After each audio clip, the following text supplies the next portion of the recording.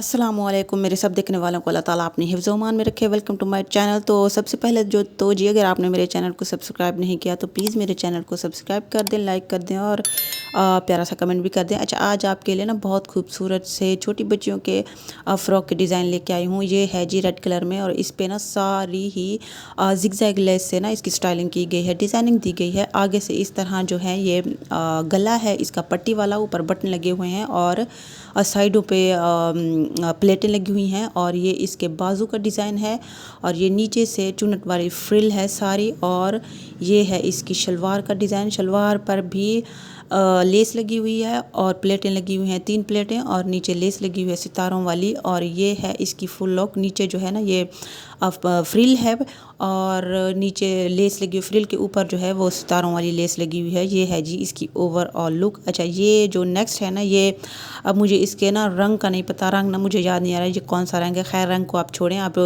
Design को देखें। Simple सा प्यारा सा डिज़ाइन है। ये सिर्फ इसको ऊपर ना लेसेस लगाई हुई हैं थोड़ी बहुत, इस तरह से इसको ना थोड़ा सा लेसेस से टच दिया गया है। और ये इसके ना जो बाजू के ऊपर चुनट दी गई है और ये बच्चियों को ना बहुत प्यारी लगती है चुनट। ऊपर से बाजू के ऊपर चुनट लगाते हैं ना, ये बच्चियों को बहुत ही प्यारी लगती है। और आगे से जो इसका गला है इसके आगे से टसल लगा गया है और ये है जी इसका टसल और ये पत्ती वाला गला है।